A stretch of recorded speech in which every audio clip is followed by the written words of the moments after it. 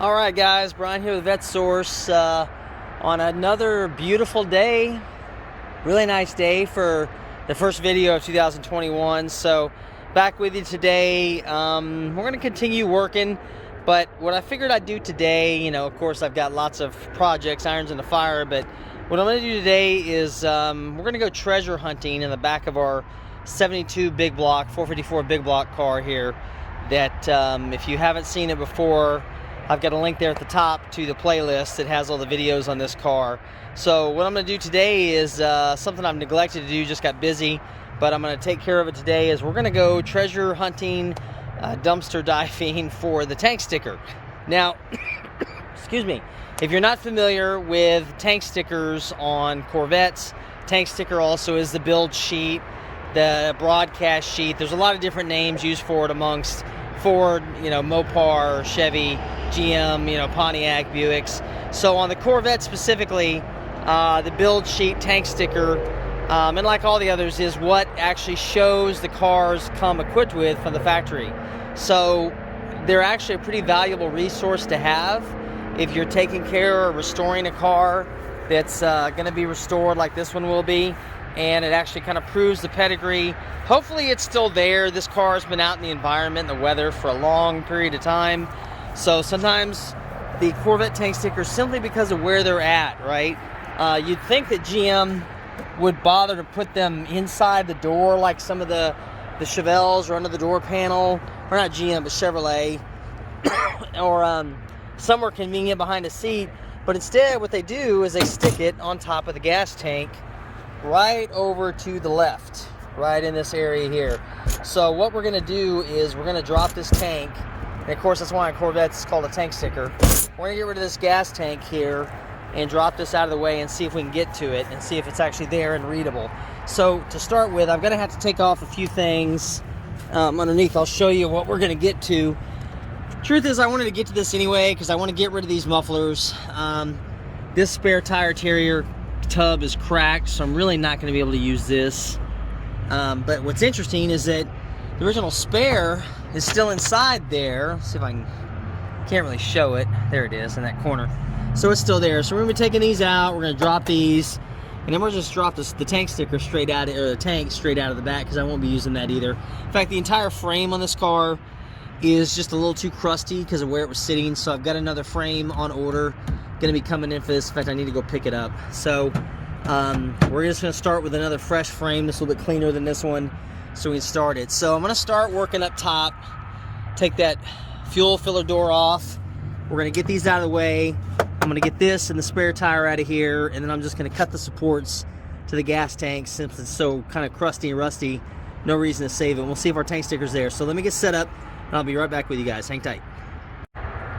Alright, so let's go ahead and grab this fuel filler door out of the way with some of I've got my tools of persuasion here on this rusty, crusty car. Really not going to take much, but we're going to get this out of the way. Let me set this up. I'm actually using a different camera than my GoPro I was using before, guys, because the GoPro was kind of getting not very dependable for me, which is kind of sad. I've only had it a few months. But I'm using a Note 20 here, which really has probably one of the more amazing cameras I've seen so far. My old videos, if you watched a lot of my older videos, I was doing a lot of that with just my Kyocera DualForce, which is a rugged phone because I work outside all the time, and it was amazing the camera quality of that. The software was really clunky on that phone, but the camera was really good. And when I ditched that, I went to the GoPro, and then the GoPro just kind of, I don't know. I liked it for a lot of reasons, but then it really was aggravating when it was shut off. The last few videos I was doing, it kept shutting off. So you can see how easy that was. That's out of the way. There's really nothing. The gasket's already gone, and I cannot. Usually a tank sticker, sometimes you can see it right in this corner here, but I can't see any paper, but we'll look at it here in a minute.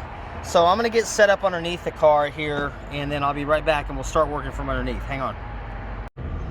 Okay, we're underneath the car here. We're going to see if we can get to this bolt real quick. If I can find it. There we go. Let's see here. Now normally I would just go ahead and cut these out of the way, but considering that the bolts are right there, there we go. Let's see what happens. See if I'm gonna have any success with this. Get our handy dandy Milwaukee tool here, and I do really enjoy this Milwaukee.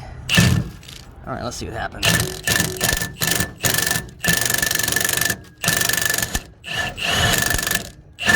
No, of course, they must have put it in there in a way to where there's another bolt on the back side of that. Let's see. Yeah, it looks like it.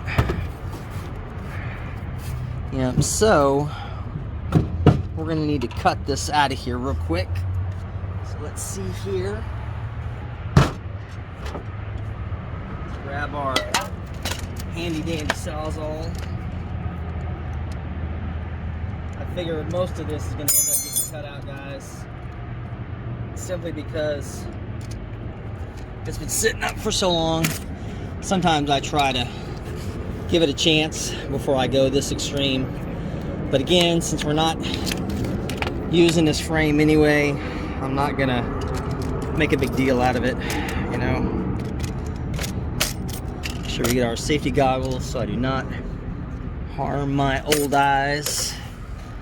And let's just cut this away. See how effective we can be. What I'm gonna do though first, guys, before I break my phone, I'm gonna set this back a little bit further. There we go. All right, so let's see what we got here. Let's see if we got enough room in here. There we go.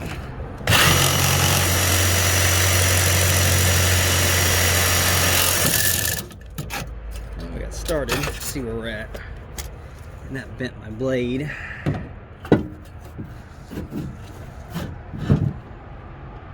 Almost there. Okay.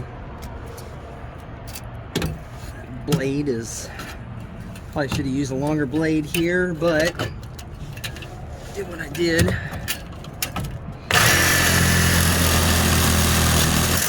There we go. All right.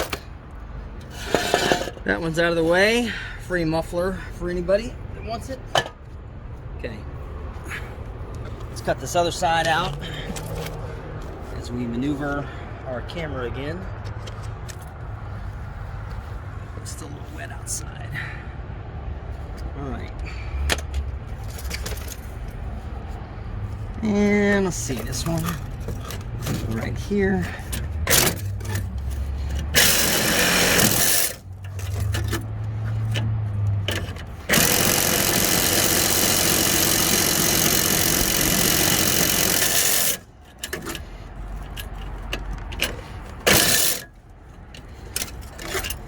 This is a very awkward angle. It keeps kicking it off. Of course, probably may not cooperate. Of course, this car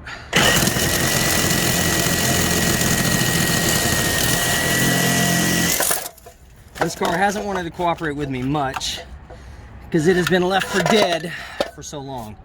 All right, so let's get my tools and my camera at the ready here set up a little bit more so you can see that. You may not even seen what I was able to do there. So we've got those out of the way. Now the trick is we're going to get in here and we're going to get these bolts out of the back because of course I don't have the key to the lock for the spare tire and it's tight. It's not going anywhere. So I'm going to get these out of the way real quick. Let me get set up and I'll be right back. All right, we're back underneath here. We're gonna go ahead and finish taking these out. I've kind of pre-loosened these so you guys didn't have to watch me for 20 minutes wrench on these. Let me make sure my camera is out of the way of my arm here. So, for those of you that haven't done this before, this is actually your very rearmost cross member for the car. And of course, here's another hint that this is a real true big block Corvette, because there's your rear sway bar. Only big blocks in these early cars, chrome bumpers, received the rear sway bar. So there is your proof positive that it did in fact come from the factory with a big block. If you haven't seen some of those other videos I've done on those, I've done a few other videos for identification of big block Corvettes from this era. I've got a link up there at the top if you haven't seen those. So anyway, we're gonna go ahead. Now, what these are the captive, ooh, it's a lot of rust right there. So these are the rearmost bolts that feed into this cross member. There's a nut plate right up in here that holds this spare tire tub in place.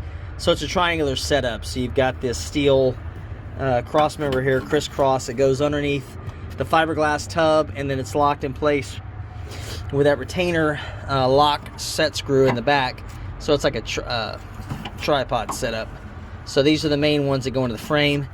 And this is essentially just a 3/4 18 here that takes these out of here. Luckily for me, these were not completely frozen in place, even as crusty as this frame is. So you'll see here, you can actually see the tire coming down, the spare tire tub coming down.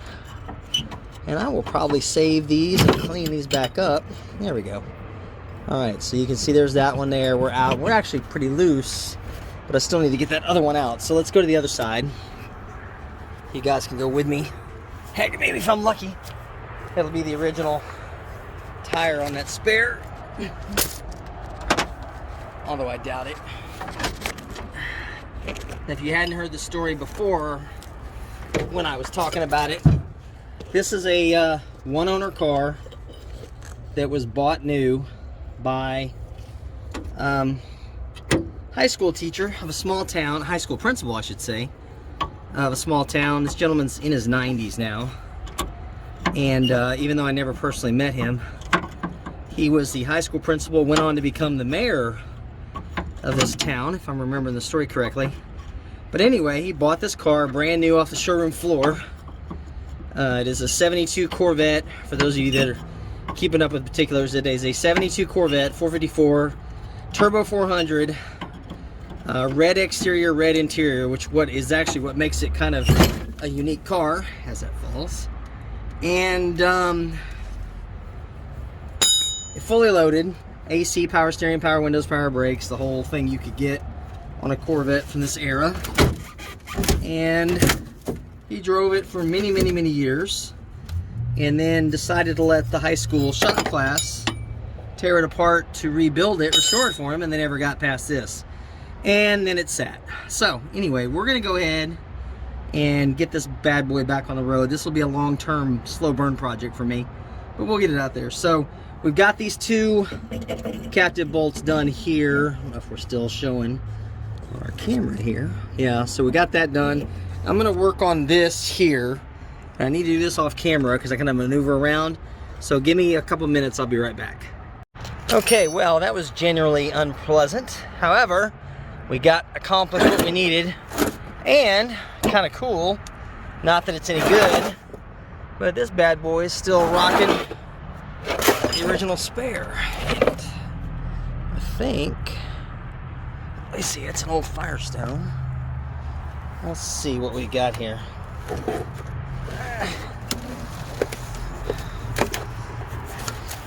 Oh yeah, look at that. Firestone, still belted. Okay, that probably is a replacement. And that's pretty filthy. So we'll just get this out of the way real quick. So we're halfway home. We've got 4 more bolts and a mess for me to clean up later to get this out. So where we're gonna get these last 4 bolts here are gonna be, oh, and then of course we can actually see a little bit more what we're working with here. So I got these 2 bolts on this side and those 2 bolts over there. So we'll see if these cooperate, or I don't know, I may just cut them. So give me a second to set up. I'll be right back, guys. All right, guys. So, contrary to my wishes, like all the women in my life, this thing did not behave like I wanted it to. So, oh, look what else this car has. Factory alarm system. Not like it works probably. Oh yeah, that's right, the key. That's what that key is on the back here, guys. That's not a trunk. That's for the factory alarm system if you haven't ever seen it before. So, I had to obviously cut this off camera. It just did not want to cooperate. So, went ahead and took care of it. I usually find the longer these cars are sitting, the more difficult they come apart. So let's see if I can get this. Oh, I see. Yeah, that's right. Get this out of the way here. Oh yeah, I needed that for dinner. Hang on a second. Let's put this down, out of the way. See if I can get this thing to work.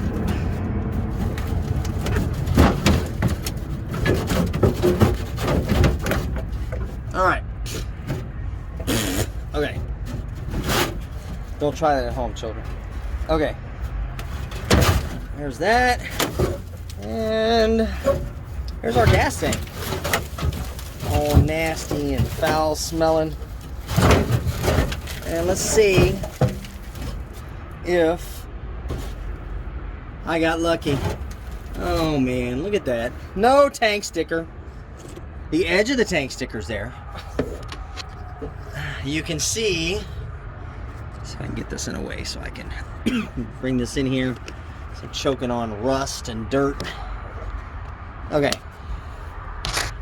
So you can see where the tank sticker once was, but alas, there's no more to the tank sticker. So we tried. I would have loved to have been able to show you guys the tank sticker. At least though, you can kind of see a little bit more inside here. The body tub is pretty good shape on this car. No damage, just a lot of corrosion on that frame. So unfortunately, that's going to wrap it up. I feel like Geraldo Rivera when he opened up Al Capone's vault. You guys may not be old enough, some of you watching, to remember that special, but there was a special where Geraldo Rivera, he used to be really popular at one time. He went in and found or discovered Al Capone's vault that was supposed to be full of all his treasures, and they made this big TV production out of it, only to discover there was nothing in it when they opened it up on live TV, so it was quite funny. So, I'm channeling Geraldo on this one, guys, but thanks for hanging with me. We will find some more stuff to do on old Red here as I get further and deeper into this, but for now, that's going to wrap things up for me. I'm losing my daylight, and I'm filthy because this was a nasty mess, but that's okay. I still love what I'm doing. So thanks for watching, guys, and I'll check back with you next week. We'll see you then.